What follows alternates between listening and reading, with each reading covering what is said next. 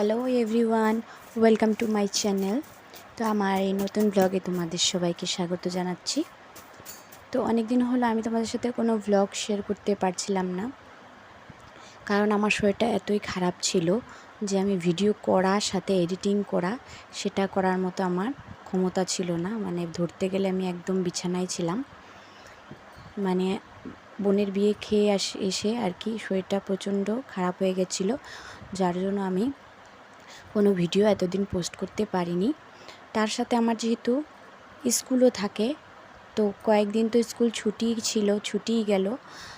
তো তার জন্য শরীর অসুস্থতার জন্য তো আমি কোনো ভিডিও সেই জন্য করতে পারিনি।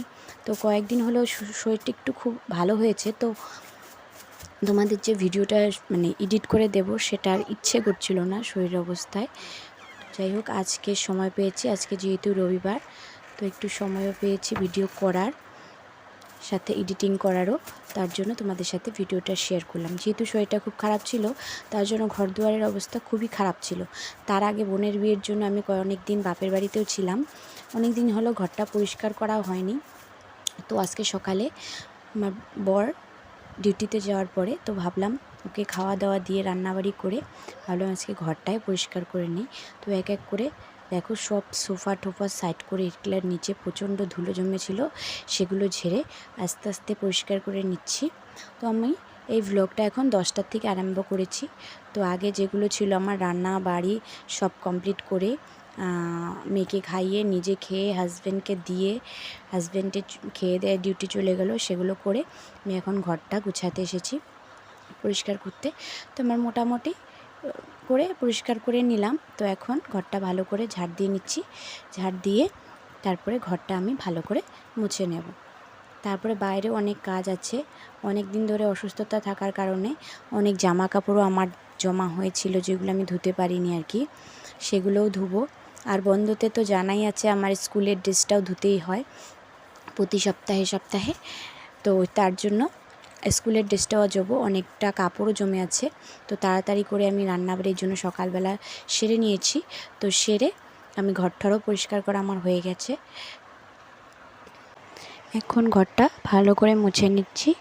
তো যাই হোক, অনেক দিন ভালো করে ঘরটা মোছাও হয়েছিল না, তো আজকে ঘরের পিছনে লেগে গেছি।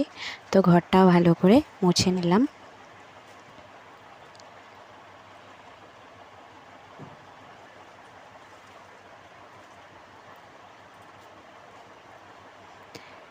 শরীর খারাপ থাকার জন্য মানে আমি কোনো কাজই করে উঠতে পারছিলাম না, এমন অবস্থা আমার হয়ে গেছিলো। শরীর প্রচণ্ড খারাপ ছিল। তো মানে কোনো রকম খাওয়া আর মেয়েকে সামলিয়ে আমার দিনটা কেটেছে। তো এই দেখো কত জামা কাপড়, 1 গামলা জামা কাপড় হয়েছে, এগুলো এখন আমি কাচবো এক এক করে। তো এতদিন অনেক দিনের জামা কাপড়, আমার হাজব্যান্ডের জামা কাপড়গুলো পুরো জমেছিল, যেগুলো আমি ধুতে পারছিলাম না। তো এখন মোটামুটি সুস্থ আছি, তো এক এক করে কাজগুলো করে নিচ্ছি। আর আজকে বন্ধও আছে স্কুল। এতদিন যেহেতু শরীরটা একটু সুস্থও ছিল, কিন্তু স্কুলের জন্য আমি কোনো কাজই করতে পারছিলাম না, যেহেতু আমাকে স্কুল থেকে ছুটি দেবে না এতদিন, হাজার শরীর অসুস্থ থাক তাও তার জন্য স্কুলটাও আমার চালিয়ে যেতে হলো। তো আজকে যেহেতু রবিবার আমি বন্ধ পেয়েছি, তো আমি সব জামা কাপড়গুলো ধুয়ে দিচ্ছি। রবিবার মানেই তো কাজ। তো আজ আমাদের মতো চাকরিজীবী মানুষদের তো রবিবারেই সব কাজ সেরে নিতে হয়, যেহেতু অন্যদিন কোনো কাজ করার সুবিধা হয়ে ওঠে না। অন্যদিন খালি খাওয়া দাওয়া আর স্কুলের ডিউটি, এই দুটোই কাজ করতে হয়। তো যাই হোক, যা জামা কাপড় ছিল এক এক করে সব আমি ধুয়ে নিয়েছি। তারপরে দেখলাম আমাদের যেটা নিরামিষ কলের পাড়টা আছে, সেখানে অনেক জঙ্গল হয়েছিল।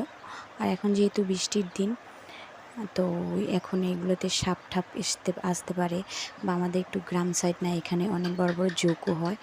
তো যার জন্য আমি এগুলো একটু পরিষ্কার করে নিচ্ছি। পরিষ্কার করে আমি তারপরে স্নান করতে যাব। দেখো কত জঙ্গল হয়েছে। আর এটা আমাদের সাধারণত ব্যবহার করে না, এটা নিরামিষ কলের পাড়। মানে যেটা আমি কাপড় ধুয়ে আসলাম সেটা হচ্ছে আমিষ, আর এটা নিরামিষ। এখানে আমিষের কোনো কাজ করা হয় না, মাছ টাছ ধোয়া হয় না, এই করা হয় না। আর এখানে মোটরও নেই, খালি কলটাই আছে। তো তার জন্য এখানে বেশি আসাও হয় না।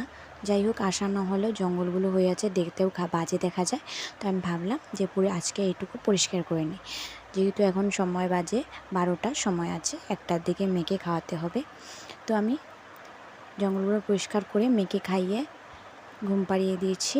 ঘুম পাড়িয়ে আমি স্নান দান করে দেখো পুরো রেডি হয়ে গেছি। এখন বাজে বেলা 1:30। তো আমার যেগুলো ধোয়া জামা কাপড় ছিল সেগুলো মেলা হয়নি, কয়েকটা মেলেছিলাম আর কয়েকটা বাকি ছিল। তো এখন আমি সিঁদুরটা পরে গিয়ে জামা কাপড়গুলো মেলে দিয়ে তারপরে ভাত খেয়ে নেব। এই দেখো জামা কাপড়গুলো মেলে দিচ্ছি। মেলে কয়েকটা মেলে দিয়েছিলাম আগে, তো এখন আবার কয়েকটা মেলে দিচ্ছি। কয়েকটা ছিল যেগুলো শুকোতে দেওয়া হয়নি, তো আমি এগুলো শুকোতে দিচ্ছি। আর দেখো শুকোতে করে দিয়ে আমি ভাতও খেয়ে নিচ্ছি, যেহেতু 1:30 বেজে গেছে। তো আমার শ্বশুর শাশুড়ি আগেই খেয়ে নিয়েছে। তো আমি অনেকক্ষণ হাজব্যান্ডের জন্য ওয়েট করলাম, বলেছিল আজকে ও তাড়াতাড়ি আসবে। তারপর ফোন করে বলল যে ও এখন আসতে পারবে না, ও একবারে রাত্রেই আসবে প্রতিদিনের মতো। তো আমাদের মতো মানুষদের কি হয়, হাজব্যান্ডের জন্য ওয়েট করে বসে থাকতেই হয়। ভেবেছিলাম রবিবার একটা দিন ওর সাথে বসে খাবো, তো ওর জন্য ওয়েট করে থাকতে থাকতে শ্বশুর শাশুড়িও খাওয়া হয়ে গেছে। এখন আমি একাই খাচ্ছি, কি করা যাবে আর। তো একা খাওয়া বাসনও বেশি ছিল না, খাওয়া দাওয়া করা বাসন আমার শাশুড়ি দিকে আগে মেজেই নিয়েছে। তো আমি যে কটা বাসনে খেয়েছি সে কটা বাসন ছিল আর কি, সেগুলো আমি এখন ভালো করে মেজে ধুয়ে নিচ্ছি। তো আমার হাজব্যান্ড আসতে রাত হবে, ও রাতে এসেই খাবে, দুপুরে আর খাবে না। তো ওর জন্য রান্নাও করা হয়েছিল, যেহেতু আগে বলেছিল ও আসবে দুপুরবেলা। তো কিসের জন্য বা আসলো না, হয়তো কোনো কাজ আছে। যাই হোক, এখন আমি রান্না মানে খাওয়া বাসন কটা ধুয়ে আমি চলে যাব একটু রেস্ট করতে, যেহেতু শরীরটা আমার এখনও ভালোভাবে সুস্থ হয়নি। তো আবার জানি না কবে তোমাদের সাথে ভিডিও শেয়ার করতে পারবো, কারণ আমার ভিডিও করতে মানে এখন এনার্জি আসে না যে ভিডিও করব, এডিট করব, সময়ও হয়ে ওঠে না। তো তার জন্য জানি না, তো আজকে সময় পেয়েছি দিয়ে তোমাদের জন্য ভিডিও আপলোড করলাম। এই দেখো মেয়ে অনেকক্ষণ আগেই ঘুমিয়ে পড়েছে, আমিও একটু রেস্ট করতে চলে আসলাম। আমিও এখন ঘুমাবো। সবাইকে টাটা।